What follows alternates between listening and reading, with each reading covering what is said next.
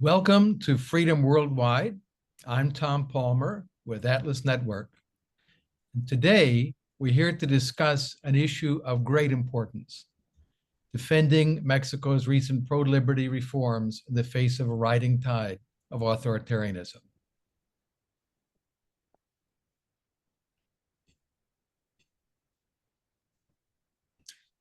So in 1990, Mario Vargas Llosa, the Peruvian novelist, Nobel laureate in literature, and a past speaker at a number of Atlas Network events, described Mexico as the perfect dictatorship. He said, so much is Mexico a dictatorship that all Latin American dictatorships since I can remember have tried to create something equivalent to the PRI. That was the party of the institutionalized revolution. He said, the perfect dictatorship is not communism, not the USSR, nor Fidel Castro. The perfect dictatorship is Mexico, because it is a camouflaged dictatorship. Now, that dictatorship of the PRI began to unwind in the 1990s and formally ended in 2000 as Mexico entered a period of greater democracy and economic growth. So the question we're going to pose today is the perfect dictatorship coming back?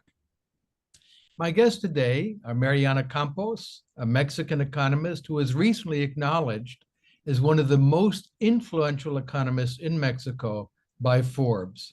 She's the general manager of Mexico Evalúa, an important partner of Atlas Network. And she's joined by Dr. Roberto Salinas-León, a giant of the liberty movement in the Americas and a colleague and friend. So let's turn to our guest experts from Mexico. So Mariana and Roberto, the PRI, the Institutional Revolutionary Party, maintained its power for so long by using its domination of the state as a tool to dominate virtually all the other institutions in Mexico. And that in turn guaranteed victories at every election. Now we have the Morena party, is that party which has taken the presidency and the majority in the Congress, seeking the same total domination. That is to say, another perfect dictatorship, to use Mario Vargas Llosa's term. Mariana. Hello, everyone. Thank you very much for this space. I'm very, very happy to be here. And unfortunately, it's not for speaking about a topic that is enthusiastic about Mexico, but it's important to share with you what is happening. I mean, I believe that definitely we're entering into a different era, you know.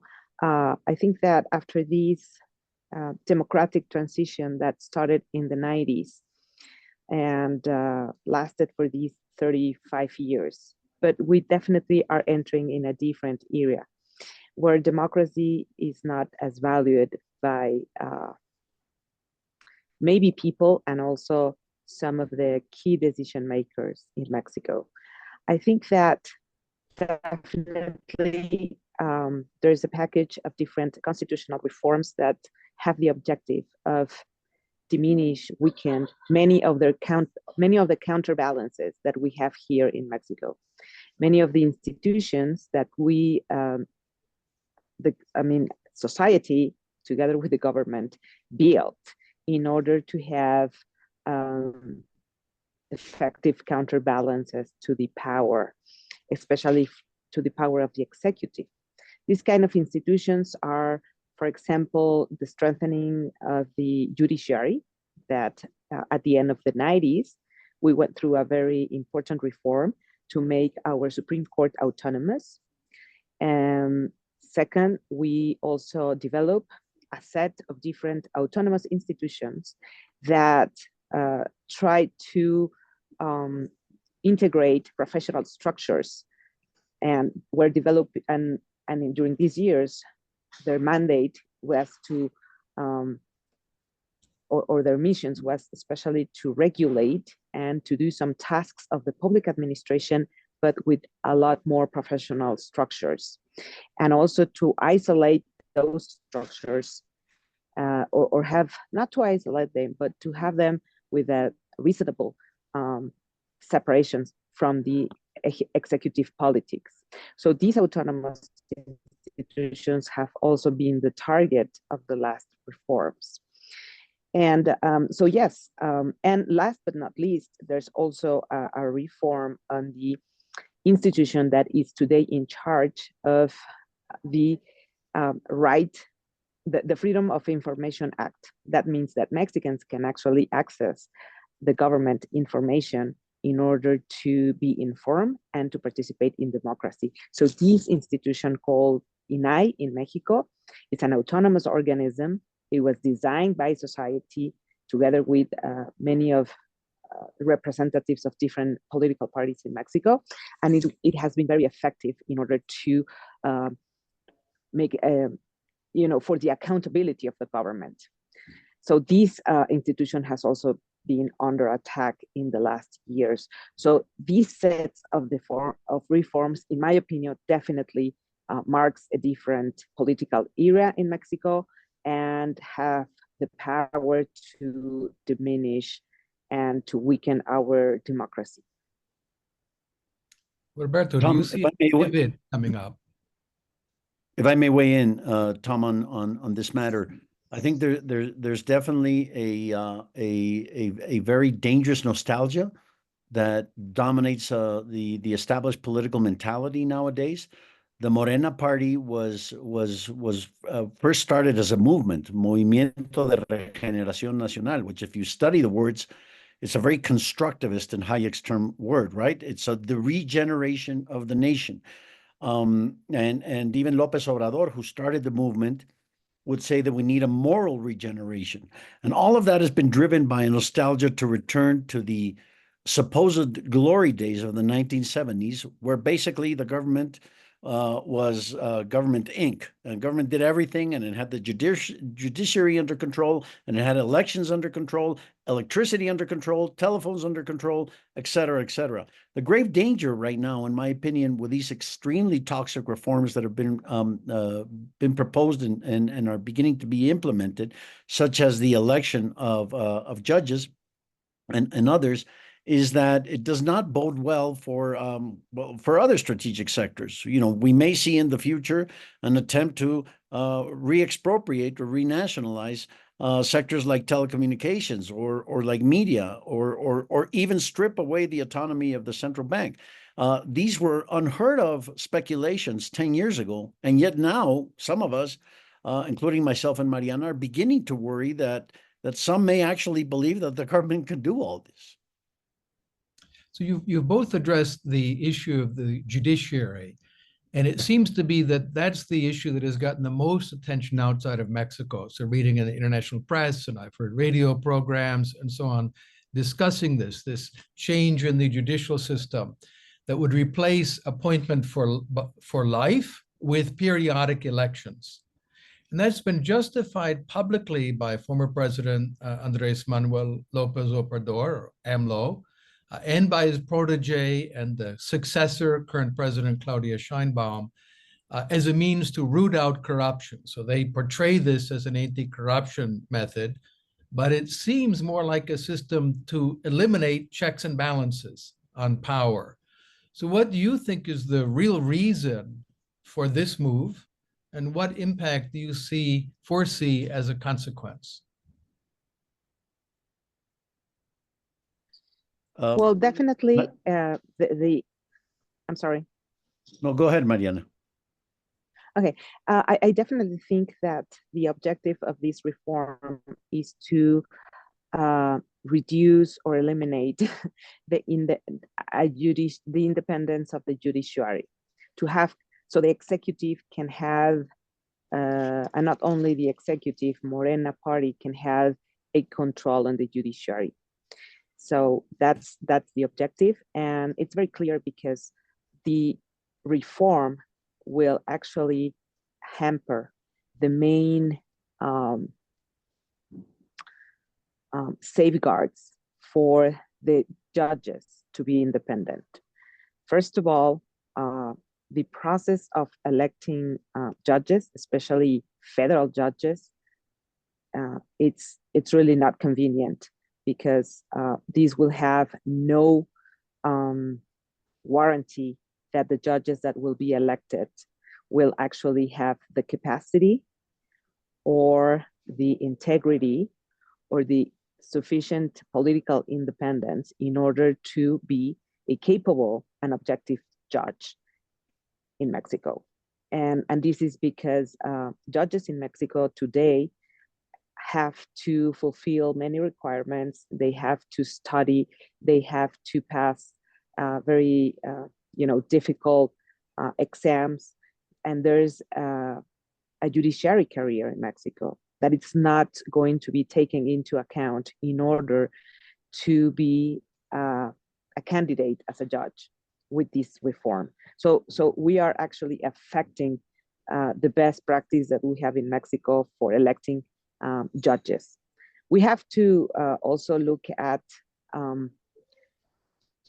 the disciplinary body that it's proposed with this reform.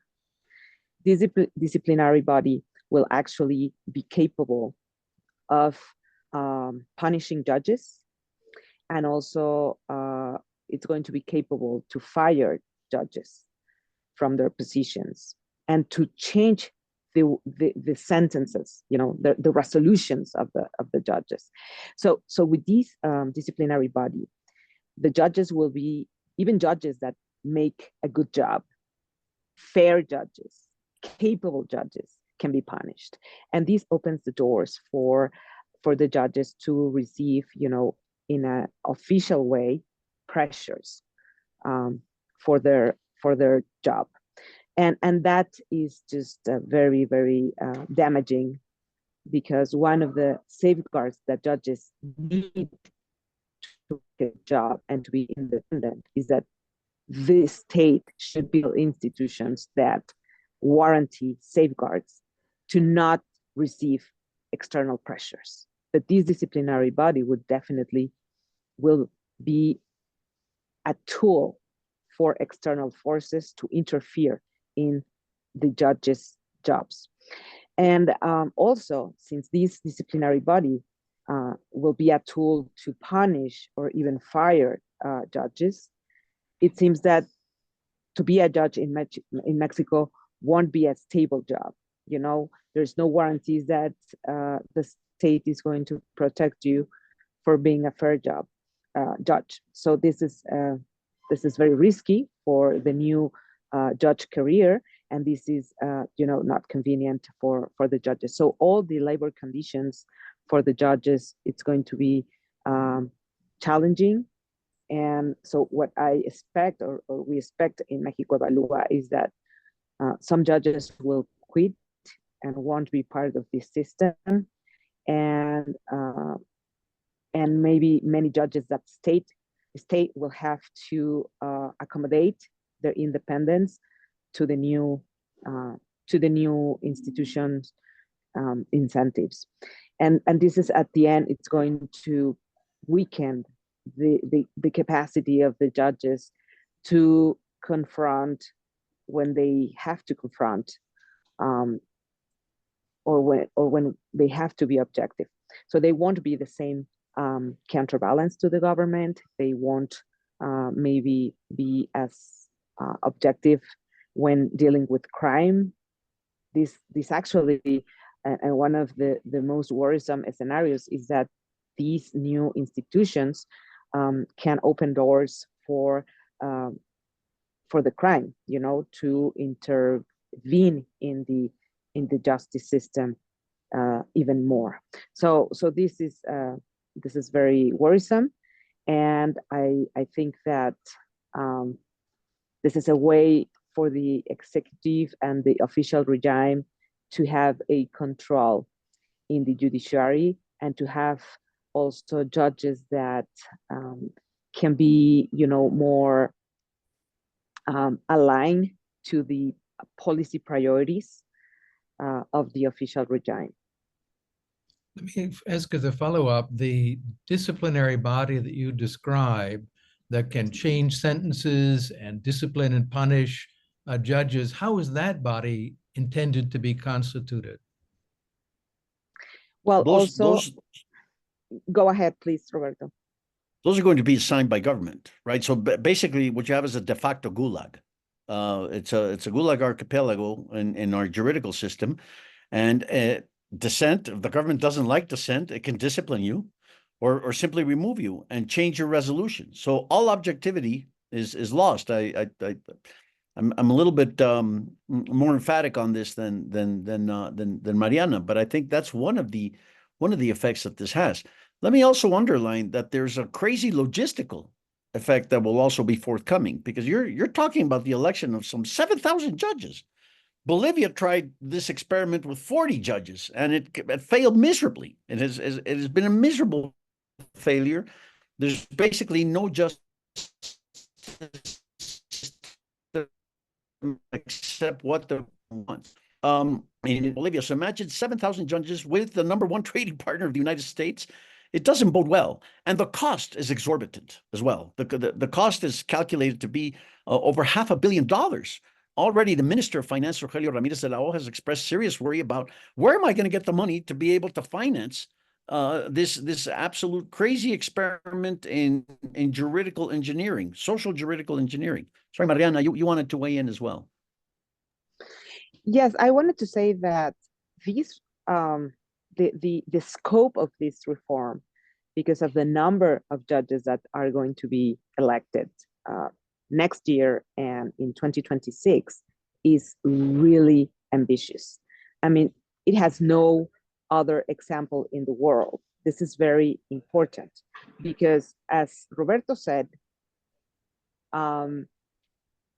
there's a number of countries with judiciary elections. The US is an example, but in the US we have very different requirements for being a candidate, to be elected as a judge, and also no federal judges are voted in the US. And in the case of Bolivia, as Roberto said, is just some judges especially from the superior court, Supreme Court. So Mexico then becomes a unique case where thousands and all the judges, including the local judges and the federal judges and the Supreme Court judges, are going to be elected. It seems that also the logistics on this election will make very difficult the citizen participation. And this is, the political narrative is that the government wants to make, to include citizens in the election of judges, to foster democracy, and to make the people elect their own judges because of the good thing that citizen participation is. However, there's evidence, for example, in the case of Bolivia, that the citizen participation in these kind of elections is very, very low. And also in the case of Mexico, since there are a lot of judges that the people will have to elect, it is calculated that it will take like 4 hours for each person to vote, since we have to elect plenty of judges. The case of Mexico City is it's one of the extreme cases where people that live in Mexico City will have to elect a lot of judges. And even more than that is that we are going, the way that it's done, the election, the person will have to look for the name of the judge they want to elect in a huge list of judges with no picture of the judge. And you have to write the whole name of the judge, the complete name. If the judge has 5 names, you have to know the 5 names.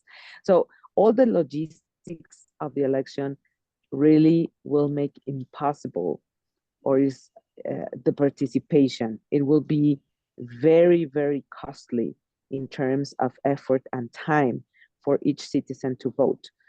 And one key aspect of the process is that the candidates the list of candidates of judges, it's going to be integrated by each branch. For example, the executive is going to make a proposal, also the legislative, and also the judiciary represented by the Supreme Court. However, we know that in the case of the legislative, the official coalition ruled by Morena is going to be the one deciding the list. Also in the case of the executive, because we have a women president, Claudia, that is from the party Morena. So, and also the Supreme Court, it's going to be,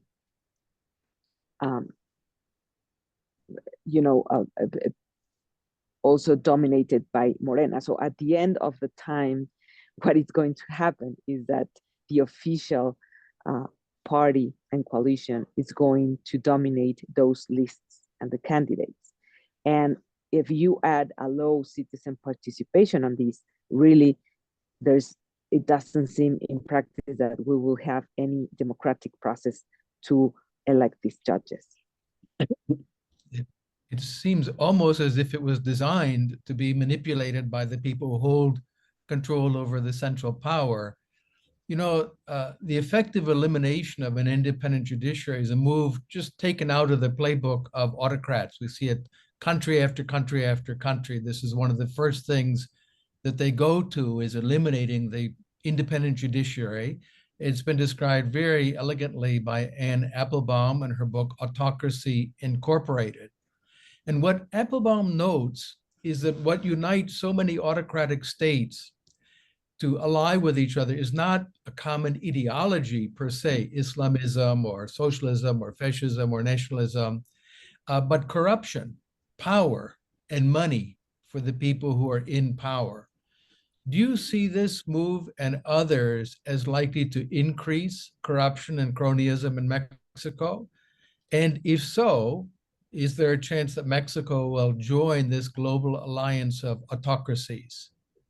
I think it's already joined the global alliance of autocracies, and it's no wonder that both López Obrador before and Claudia Sheinbaum now have a special bromance with many of these autocrats. Where Putin was invited to, he didn't come, but he was invited to the inauguration of Claudia Sheinbaum, and flirtations with Nicolás Maduro. We're not going to intervene, and we're not going to have a say in the elections. That's Venezuela's business. And Díaz-Canel in Cuba, petroleum was just sent to help them out in the face of basically North Korean environment. Well, there's no light, but there's no light during the day or at night in Cuba with their electricity crisis right now.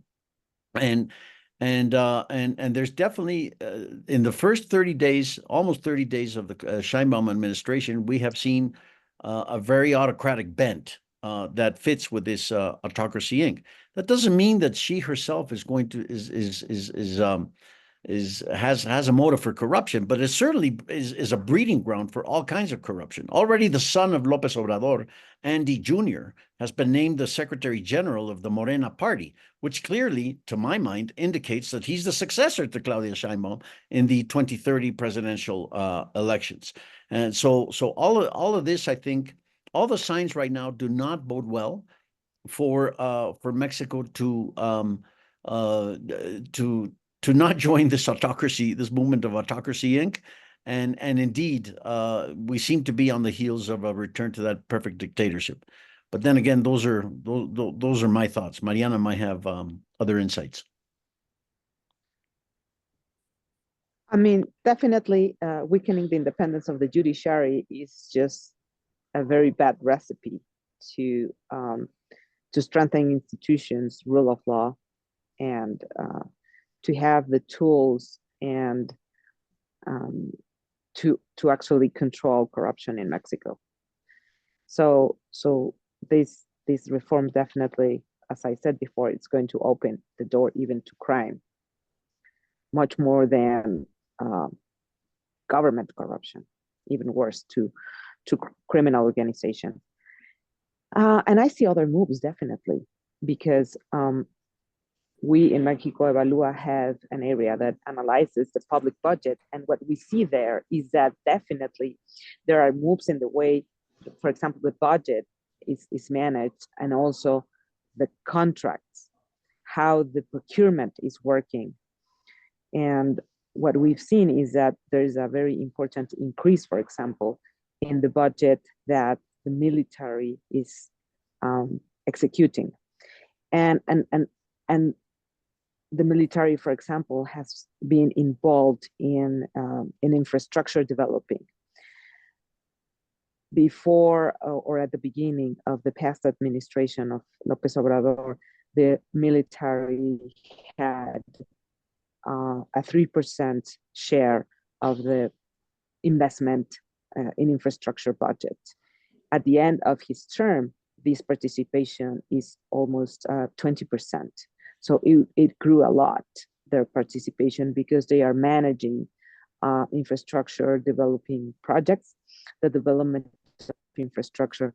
And the thing is that the budget and the contracts that the military manage do not have the same accountability rules that regular contracts in other public administration institutions. We have to say that during the years of the democratic transition, as I said, society pushed for many accountability practices, and also for the INAI that I was talking about it before at the beginning of my participation. So it seems that putting the money and allowing the military to spend these amounts of the budget, it actually is not a good practice. In accountability, it protects the government from the public eye and the accountability practices. So I think that also we didn't see any evolution on the problems that public procurement in Mexico faces, like bad practice in terms of competition in this procurement, also in the accountability on the execution of contracts.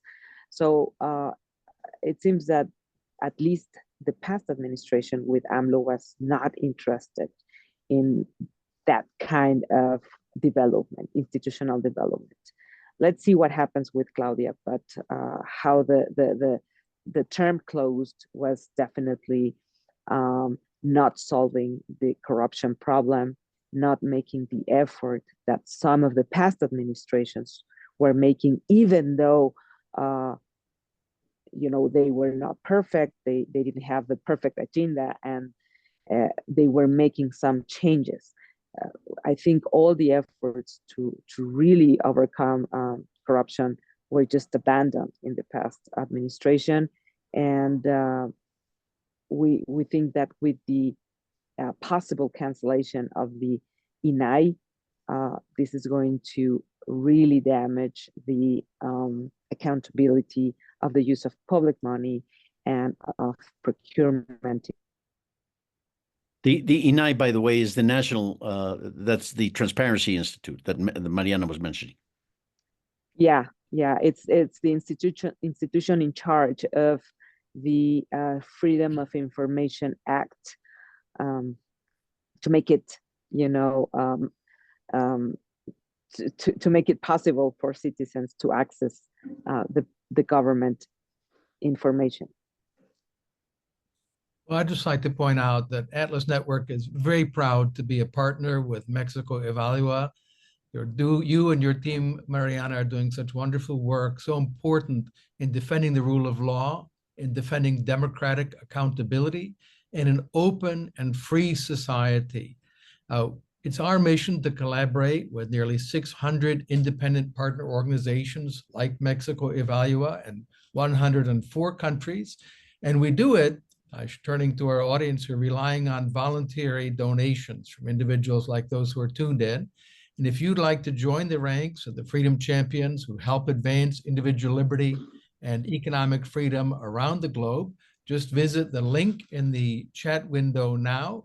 If you donate $25 or more, we'll even send you a copy of our Freedom's Champion magazine. It will be delivered to your door by a uniformed agent of the federal government, and it will connect you to people and groups all around the world who work every day to build a freer and more prosperous world. Let's turn back to this really important question that Mariana raised about the role of the military. So the previous president, AMLO, also the leader of the Morena party, did a lot to increase the power of the military in Mexico, putting them in charge of airports, ports, infrastructure, and displacing a lot of local law enforcement with military control and supervision. And it sounds to me like another page out of the playbook of autocratic regimes. I'm thinking about Egypt and Iran, for example, where the armed forces control major businesses. And the consequence is that the top officer class are enormously enriched and very personally loyal to the regime that enriches them. So do you see this as a danger that's facing Mexico, that the military would become not only an arm for the defense of the nation, but for the defense of the current party and regime? Well, there's that, and also it creates pockets or creates opportunities for the military actually to become partners with members of organized crime. I think the groundwork is there for something extremely toxic to occur. Now, whether they do or not, the point is also that they're the military. So how are you going to get them out of managing ports, managing immigration, managing airports, managing roads, and as Mariana was stating earlier, some of the amounts that we know that are publicly available, we probably have to estimate a certain percentage or a certain premium for the military, so to speak. I mean, the infrastructure projects like the refinery that was constructed in the state of Tabasco, the home state of Tabasco, of Lopez Obrador, that refinery cost more than twice the amount that was originally budgeted, and it hasn't refined a drop of gasoline yet. The new airport in Mexico City, which has been a monumental failure and is destined to be a financial black hole. Well, part of the fact that it's a financial black hole, we don't know what the real numbers are. And we don't know what the real numbers are because those are matters of national security. They're supposedly protected for the next 10 or 15 years. I don't know exactly but that information will probably never become available. And we don't know, right, exactly what those military officers are doing, except knowing that they're becoming indeed very, very rich. It's my understanding that one of the reasons for the animus against the Supreme Court by the current government was precisely because they had been critical of some of this shifting of authority into the military. Do you think that's part of what's behind the assault on the independent judiciary? Well, definitely the judiciary and the Supreme Court was a counterbalance in many of the policies that AMLO was leading in his term. Not only the military, but definitely it's one part of it, but also these energy policies were also part of these list of policies that were against the Constitution, and of course the Supreme Court made its opinion on it. And also, I think that we know that Mexico's justice system it has never been up to what we need in our country to be a full democratic country and a more just country. However, it's incredible to see how in the past 35 years that I was commenting on, for example, the judiciary started to be effective in protecting some rights. As I don't know if you know, but also as part of the AMLO's administration, the increase in people that were left out without an insurance and access to effective health services increased tremendously, 150% according to the last survey that we have. And people were claiming their rights, and they were having protection from the judiciary. And the judiciary was mandating the executive to provide the service or the medicines to people. And that kind of action increased tremendously in the past term. So I think the judiciary was also protecting firms from some, abusive policies that were against law and the Constitution. And I think those kind of actions were building upon the idea of, or the need for this regime to weaken the power of the judiciary. But I also want to comment on the past military reform, because we also have a military reform already passed, and it's official, and it is in the Constitution that Mexico's security it's already militarized. And also the military won a privilege, which is that they will have their own courts. So they will have their own courts. And if we take into account also the cancellation of the INAI was very effective for citizens in order to get transparency and information from the military. And you can ask the military, like, we want to see this information. Then if they don't provide it, you go as a citizen with INAI and you can claim on your right.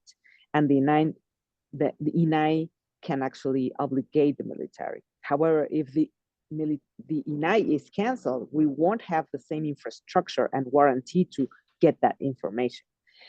Suppose that the INAI was not effective on that, then you can go to the judge and claim your right. However, with a weakened judiciary, this is going to be very difficult. Without INAI and a strong judiciary, citizens are going to be, having a very hard time to understand what is going on inside that body. And at the same time, the military will have their own judges and courts. So the amount of power that every military is powerful. However, also the military in Mexico have increased a lot their power if you take into account these changes I'm naming and the amount of budget and of public administration functions they are actually performing, and they are actually being controlling lately. Yeah.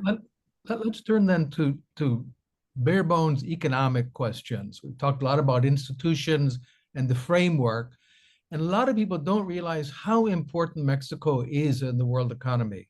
Mexico has overtaken China as the leading source of trade for people in the United States. Mexico is a bigger source of trade than China is for people in the US. Most people seem unaware that all the talk is about China, China, China, and no one is paying attention to a more important country in this regard, which is Mexico.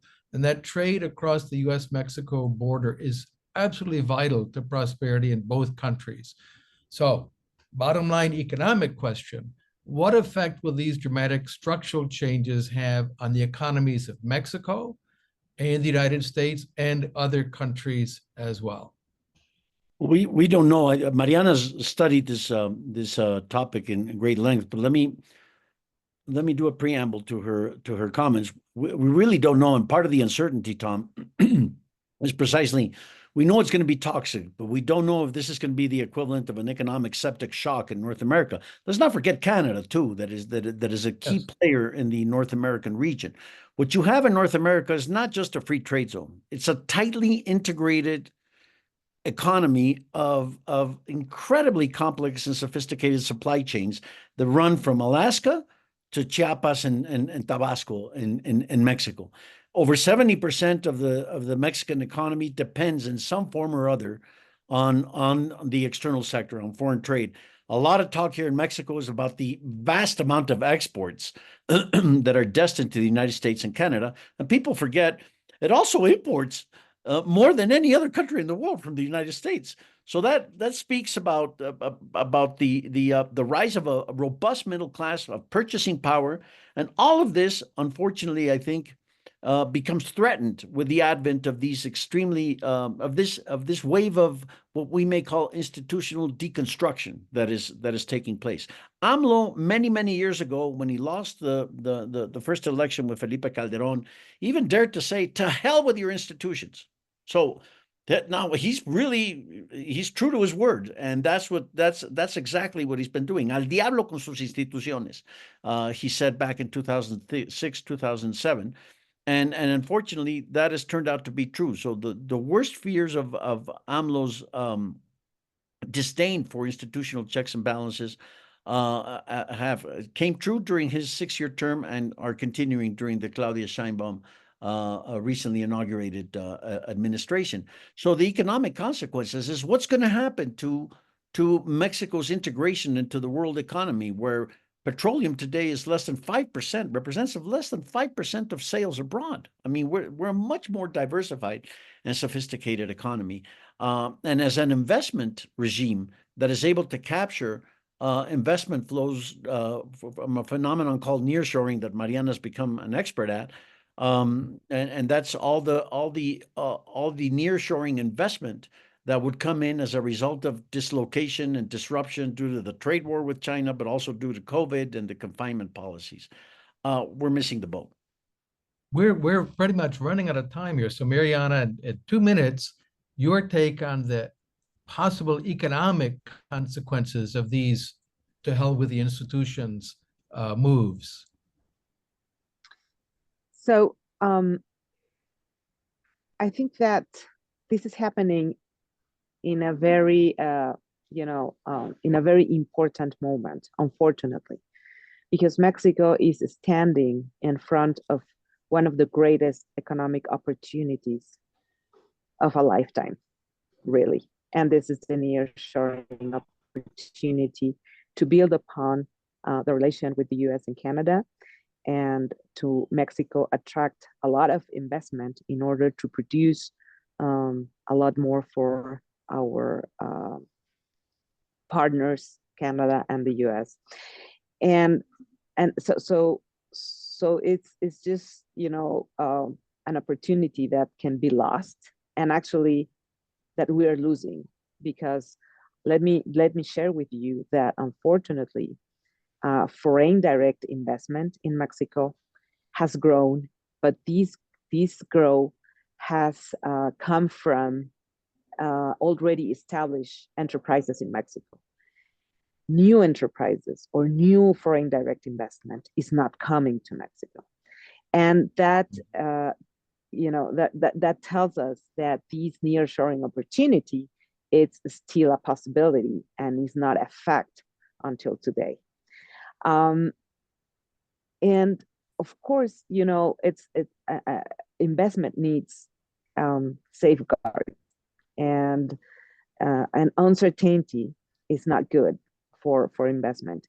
And of course, firms need institutions that can guarantee that property rights are going to be respected, that firms can have safeguards and protection against abuses from government. That's definitely important, that if they have any kind of conflict with employees or with anyone participating in the supply chain or with clients, you will have fair courts and you will be heard by a fair judge.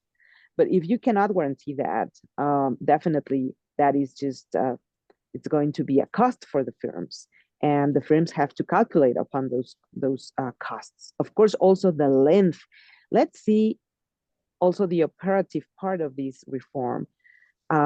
Imagine that we're going to have elections of all the judges in the local courts at the same time.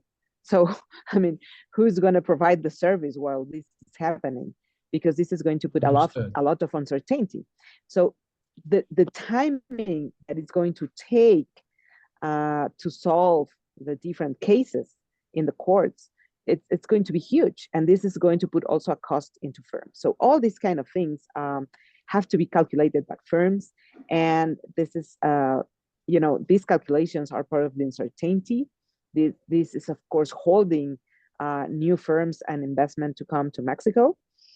And this is such a sad thing because we learned from the past that Mexico's economic profile changed a lot with the NAFTA. Let me just share with the audience some data. There's a study that compared two kind of states in Mexico, the ones that are connected or were connected with the NAFTA, and the ones that were not connected with the NAFTA. And what happened is that the increase in their income, in their per capita income, was completely different. While in the first group that was connected to NAFTA, the per capita income increased 60%, okay, from the NAFTA, when the NAFTA started, until 2014. And in the other group, the per capita income stayed stagnant, okay? So the impact of NAFTA was huge. What happened is that, unfortunately, the second group, the states that are not connected to NAFTA, remain stagnant in their development, and that fostered inequality in Mexico. And that, of course, nourished a lot of discontent. And this gap was not positive in order to how NAFTA was perceived by everyone.